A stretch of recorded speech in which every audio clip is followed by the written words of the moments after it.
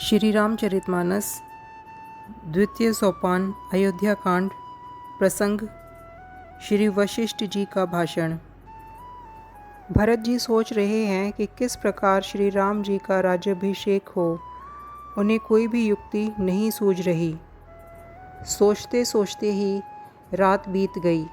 भरत जी प्रातः स्नान करके और प्रभु श्री रामचंद्र जी को सिर नवाकर बैठे ही थे, तभी ऋषि वशिष्ठ जी ने उनको बुलावा भेजा। भरत जी गुरु के चरण कमलों में प्रणाम करके आज्ञा पाकर बैठ गए।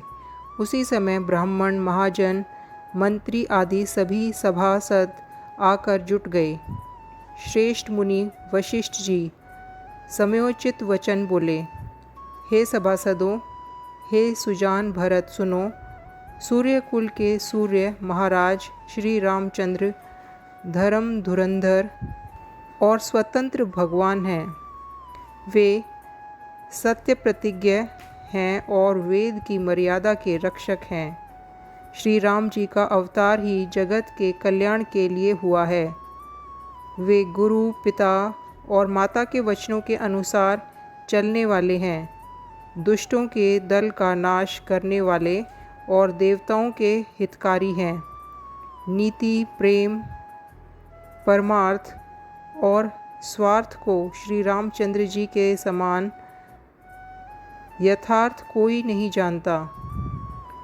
ब्रह्मा, विष्णु, महादेव, चंद्र, सूर्य, दिक्पाल, माया, जीव, सभी कर्म और काल, शेष जी और पृथ्वी एवं पाताल के अन्यान्य राजा आदि, जहाँ तक प्रभुता है, और योग की सिद्धियाँ जो वेद और शास्त्रों में गाई गई हैं, हृदय में अच्छी तरह विचार कर देखो तो यह स्पष्ट दिखलाई देगा कि श्री रामचंद्र जी की आज्ञा इन सभी के सिर पर है, अर्थात श्री रामचंद्र जी ही सबके एकमात्र महान महेश्वर हैं। अतएव श्री राम जी की आज्ञा और रुख रखने में ही सबका हित होगा। इस तत्व और रहस्य को समझकर अब तुम सयाने लोग जो सबको सम्मत हो वही मिलकर करो। श्री राम जी का राज्याभिषेक सबके लिए सुखदायक है। मंगल और आनंद का मूल यही एक मार्ग है। अब श्री रघुनाथ जी अयोध्या किस प्रकार चलें, विचार कर कहो, वही उपाय किया जाए। मुनि श्रेष्ठ वशिष्ठ जी की नीति, परमार्थ और लोकहित में सनी हुई वाणी सबने आनंदपूर्वक सुनी, पर किसी को कोई उत्तर नहीं आता। सब लोग विचार शक्ति से रहित हो गए। तब भरत ने सिर नवाकर हाथ जोड़े और कहा, सूर्य वंश में एक से एक अधिक बड़े बहुत से राजा हो गए हैं। सभी के जन्म के कारण पिता माता होते हैं और शुभ अशुभ कर्मों का फल विधाता देते हैं। आपकी आशीष ही एक ऐसी है जो दुखों का दमन करके समस्त कल्याणों को सज देती है। यह जगत जानता है। हे स्वामी, आप वही हैं जिन्होंने विधाता की विधान को भी रोक दिया। आपने जो निश्चय कर दिया उसे कौन टाल सकता है। अब आप मुझसे उपाय पूछते हैं, यह सब मेरा अभाग्य है। भरत जी के प्रेम में वचनों को सुनकर गुरु जी के हृदय में प्रेम उमड़ आया। वे बोले, हे तात, बात सत्य है, पर है राम जी की कृपा से ही। राम विमुख को तो स्वप्न में भी सिद्धि नहीं मिलती। हे तात, मैं एक बात कहने में सकुचाता हूँ। बुद्धिमान लोग सर्वस्व जाता देखकर आधे की रक्षा के लिए आधा छोड़ दिया करते हैं। अतः तुम दोनों भाई भरत शत्रुघ्न वन को जाओ और लक्ष्मण, सीता और श्री रामचंद्र जी को लौटा दिया जाए। ये सुंदर वचन सुनकर दोनों भाई हर्षित हो गए। उनके सारे अंग परमानंद से परिपूर्ण हो गए। उनके मन प्रसन्न हो गए। शरीर में तेज सुशोभित हो गया, मानो राजा दशरथ जी उठे हों और श्री रामचंद्र जी राजा हो गए हों। अन्य लोगों को तो इसमें लाभ अधिक और हानि कम प्रतीत हुई, परंतु रानियों को दुख सुख समान ही थे।